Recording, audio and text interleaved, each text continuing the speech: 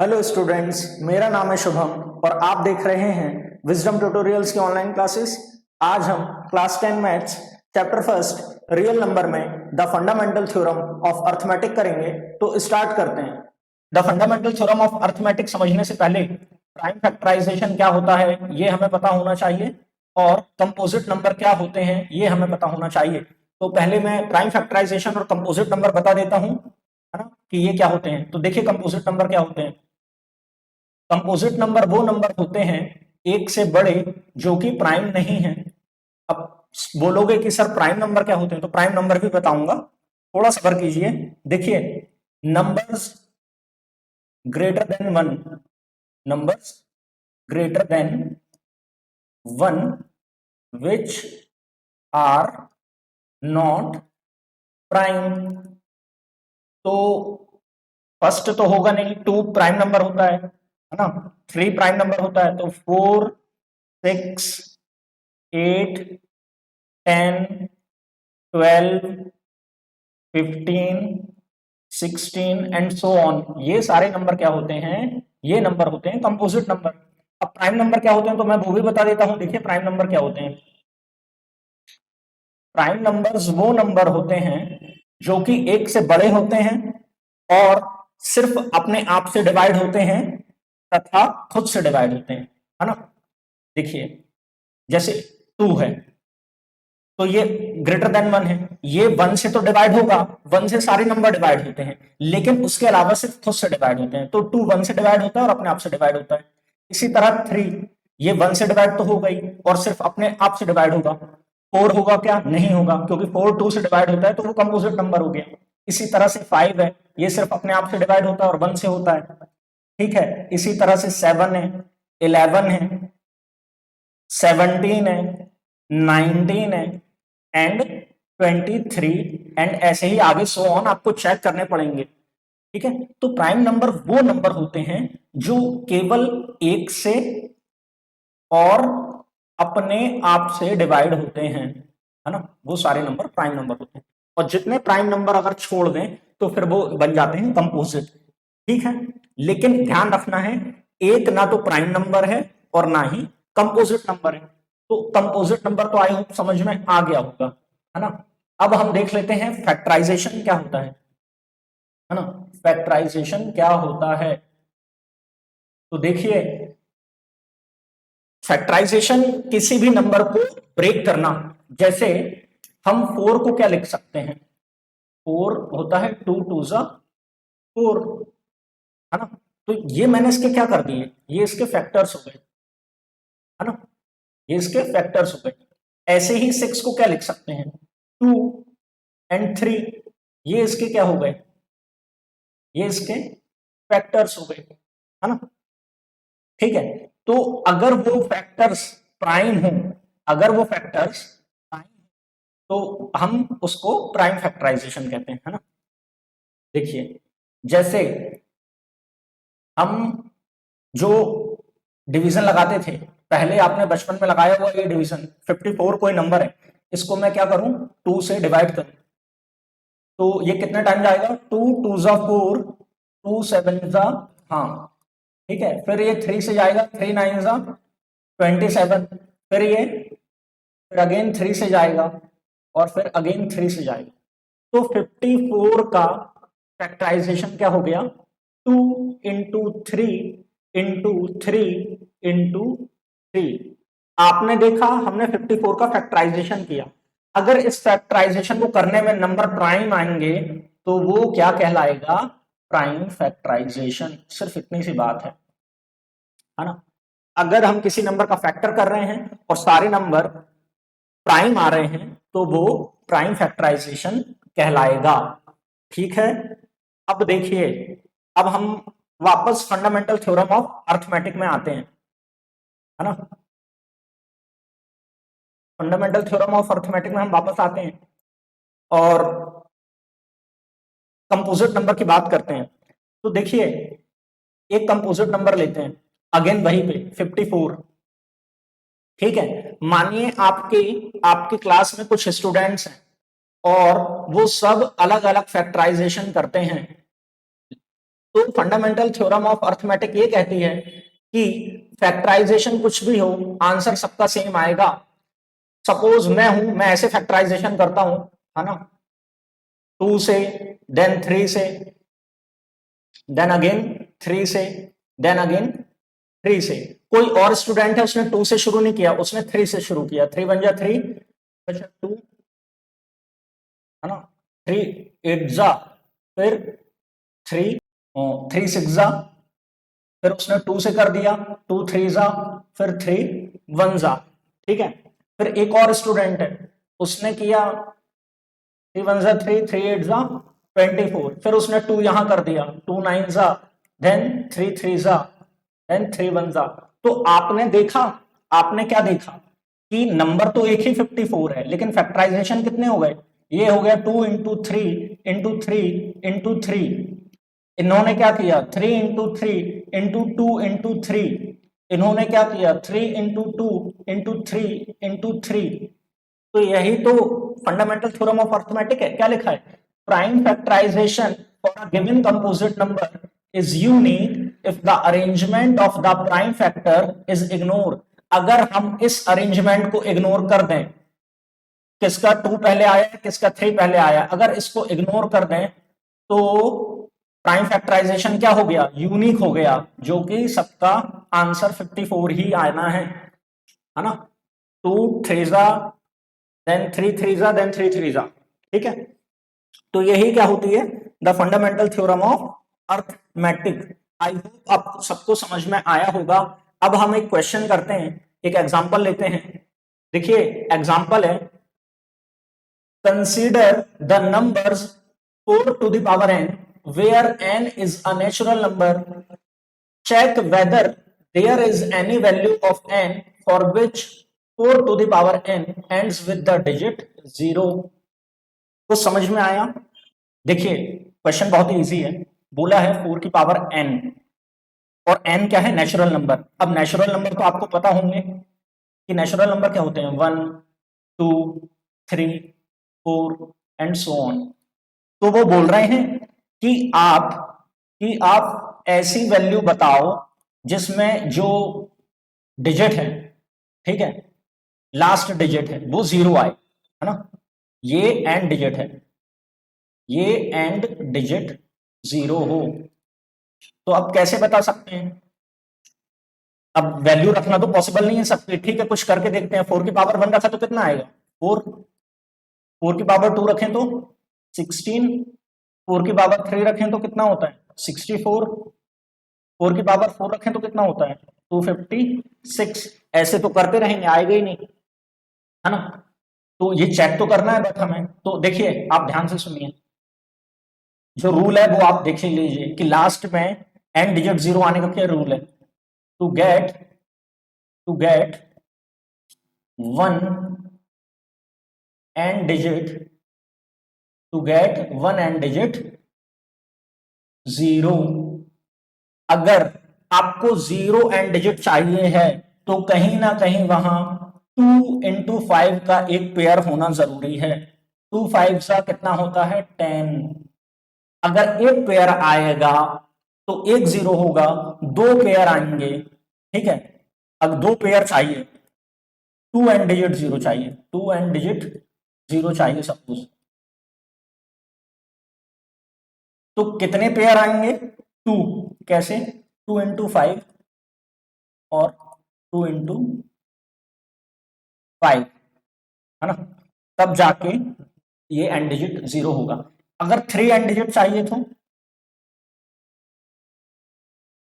3 and digit चाहिए तो इसी तरह से 2 इंटू 5, 2 इंटू 5 और 2 इंटू 5। ठीक है, आई होप आपको क्लियर होगा। आप बस इतना समझिए, एंड डिजिट 0 लाना है तो प्राइम फैक्टराइजेशन में 2 इंटू 5 का पेयर होना चाहिए। एक पेयर होगा तो एक एंड डिजिट 0 होगा, 2 पेयर होंगे तो 2 एंड डिजिट 0 होंगे, 3 होगा तो 3 होंगे। ठीक है, तो अब कैसे चेक करें? क्या चेक कर सकते हैं? देखिए 4 की पावर n है, यहां अगर मैं 4 को 2 इंटू 2 लिख सकता हूं तो क्या ये हो सकता है? नहीं हो सकता, ये 2 और 2 की पावर n होगा, यहाँ 5 का तो कहीं रोल ही नहीं है, ठीक है। तो इसका आंसर हम क्या लिखेंगे, we do not have 5 as a factor and hence we do not have pair 2 into 5, so end digit can never be 0, so end digit can never be 0। आप और भी एग्जांपल ले सकते हैं, 8 करके देख लें, यहां पे अगर 8 की पावर n दिया होता तो क्या होता बताओ। 8 को मैं क्या लिखता, 2 इंटू 2 इंटू 2 की पावर n, तो 2 की पावर 3n, तो 2 की पावर 3n, कहीं यहां पर 5 आया, नहीं आया। तो ऐसे ही क्वेश्चन हमें सॉल्व करने हैं, हमें सिर्फ ये चेक करना है कि n डिजिट 0 है या नहीं है। n डिजिट 0 आने के लिए एक पेयर 2 इंटू 5 का होना चाहिए, 2 चाहिए तो 2 पेयर होंगे, 3 चाहिए 3 पेयर होंगे, एंड यही आगे जितने पेयर चाहिए हमें जरूरत पड़ेगी 2 इंटू 5 के पेयर की, ठीक है। अब एक और एग्जाम्पल, नेक्स्ट एग्जाम्पल हम देखते हैं। देखिए इसमें एलसीएम और एचसीएफ फाइंड करना है 6 और 20 का, लेकिन प्राइम फैक्टराइजेशन लगानी है और ये बच्चों वाला क्वेश्चन है, बट यहाँ पर कई लोगों को एलसीएम और एचसीएफ क्या होता है ये पता नहीं होगा, ठीक है। तो जिनको पता है वो भी देख लें एक बार, जिनको नहीं पता वो भी देख लें, क्वेश्चन छोटा है तो क्या हुआ, ठीक है। 6 का प्राइम फैक्टराइजेशन करके बताओ मुझे, सबसे बन जाएगा 2 3 6 एंड 3 3 1, तो 6 का प्राइम फैक्टराइजेशन क्या हो गया, 2 इंटू 3। ऐसे ही मैं बोलूंगा कि 20 का प्राइम फैक्टराइजेशन करो तो बोलोगे 2 1 2 0, है ना, 2 5 10, 5 1 5, तो 20 का प्राइम फैक्टराइजेशन क्या बताओगे, 2 इंटू 2 इंटू 5, है ना।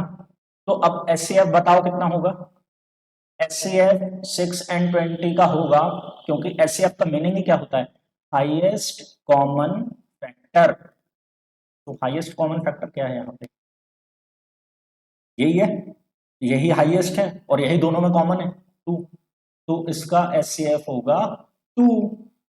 अब पूछोगे कि एलसीएम क्या होता है, तो एलसीएम ऑफ 6 और 20 का क्या होगा, है देखिए एलसीएम क्या होता है, इसको मैं 2 इंटू 3 के अलावा कुछ नहीं लिख सकता, बट इसको मैं 2 की पावर 2 और 5 लिख सकता हूं। तो एलसीएम होता है ग्रेटेस्ट पावर कॉमन फैक्टर लेना पड़ता है, ग्रेटेस्ट पावर हो और कॉमन, ग्रेटेस्ट पावर कॉमन, अच्छे से समझ लो।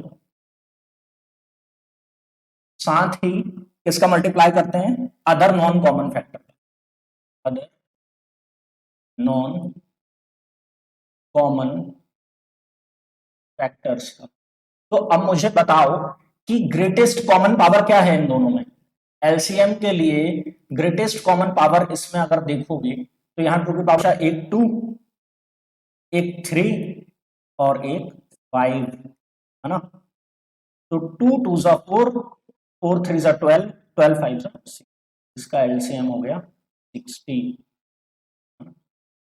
ठीक है। जिनको बनता था अच्छी बात है, जिनको नहीं बनता है मैंने बता दिया, क्योंकि बहुत ही जरूरी है आगे क्वेश्चन सॉल्व करने, तो एलसीएम एचसीएफ पता होना चाहिए कि होता क्या है, प्राइम फैक्टराइजेशन तो बात की बात है, पहले एलसीएम और एचसीएफ तो पता हो। देखिए अब एक प्रॉपर्टी होती है, प्रॉपर्टी समझिए इसको, कि अगर दो पॉजिटिव इंटीजर हैं ए और बी, ठीक है, तो उनका एचसीएफ और उनका एलसीएम क्या होगा, उन दोनों के प्रोडक्ट के इक्वल होगा, ठीक है। लास्ट वाला ही एग्जांपल फिर से देख लेते हैं, एक पॉजिटिव इंटीजर 6 था, एक और पॉजिटिव इंटीजर क्या था 20, इनका प्राइम फैक्टराइजेशन क्या होगा, 2 3 6, 3 1 3, इसका क्या होगा 2 1 0 2 5 जा एंड 5, तो 6 का क्या हो गया 2 इंटू 3 और 20 का क्या हो गया 2 इंटू 2 इंटू 5। अब इसका HCF क्या होगा, HCF होगा 6 और 20 का 2, और LCM क्या होगा, LCM होगा 6 और 20 का 2 इंटू 3 इंटू 2 इंटू 5, तो ये हो गया 60। तो अब हम पुट करके देखें इसमें, तो दो प्रोडक्ट, दोनों पॉजिटिव इंटीजर का प्रोडक्ट क्या होगा 6 इंटू 20, और उनका LCM और HCF का प्रोडक्ट, HCF है 2 और LCM है 6।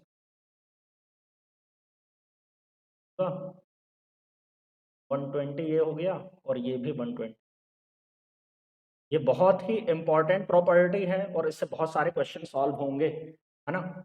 हम नेक्स्ट वही करने वाले हैं, इसी प्रॉपर्टी पे बेस्ड क्वेश्चन करने वाले हैं, ठीक है। देखिए एग्जांपल नंबर 7 है एनसीईआरटी का, HCF, find the HCF of 96 and 404 by the prime factorization method, hence find their LCM। ठीक है, LCM पहले फाइंड नहीं करना है, पहले प्राइम फैक्टराइजेशन मेथड लगाकर HCF फाइंड करना है, देन LCM फाइंड करना है। क्वेश्चन समझने की कोशिश करो, तो कहीं ना कहीं ये जो प्रॉपर्टी हमने पढ़ी है, तो इनका HCF किस किस का 96 और 404 का HCF multiply by LCM of 96 and 404 किसके इक्वल होगा, खुद नंबर के 96 इंटू 404 के। भाई यही तो हमने लास्ट प्रॉपर्टी पढ़ी है। अब इनका प्राइम फैक्टराइजेशन कर लें। 96 का क्या होगा भाई 48, देन 24, देन 12, देन 6, 3 एंड 1। 404 का प्राइम फैक्टराइजेशन क्या होगा, 2 से जाएगा, फिर किससे जाएगा, ये 1 से जाएगा, फिर ये किसी से नहीं जाएगा, 101 से जाएगा, ठीक है। तो HCF क्या हो गया इनका, HCF क्या हो गया 96 और 404 का। 96 को कैसे ब्रेक किया हमने, 2 2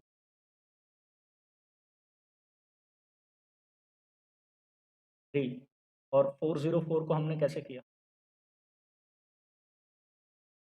101। तो हाईएस्ट कॉमन फैक्टर कौन से हैं इन दोनों में, हाईएस्ट कॉमन फैक्टर ये है, ये वाला 2, ठीक।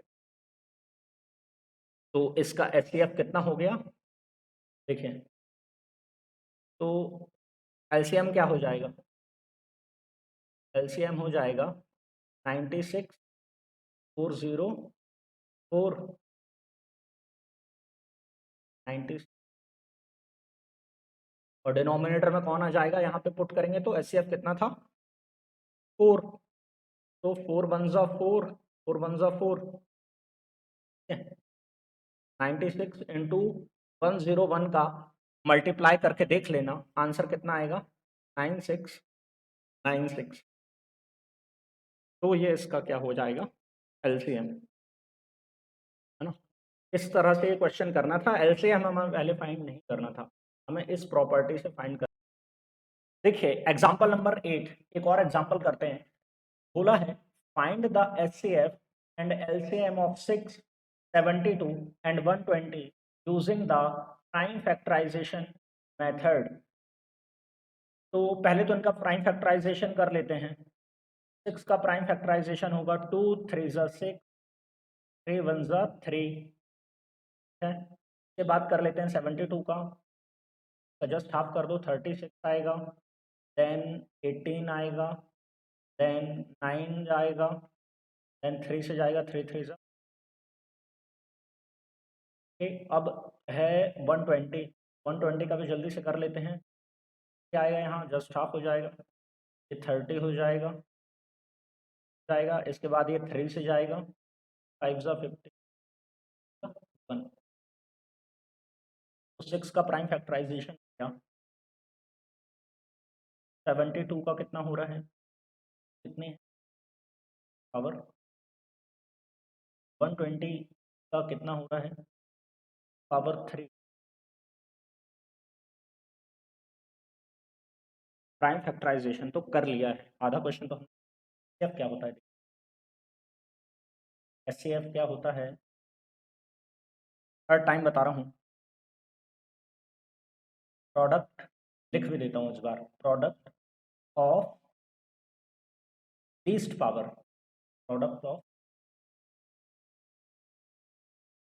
Of common factor. अब आप लोग खुद ही बताइए इसका इन तीनों में जो कॉमन फैक्टर है वो कौन है 2 और 3 है और है ना दोनों में 2 भी कॉमन है और दोनों में 3 भी कॉमन है इतना तो हमें पता है। अब इसमें लीस्ट पावर क्या है लीस्ट पावर 2 और 3 भी हाँ 3 एच कितना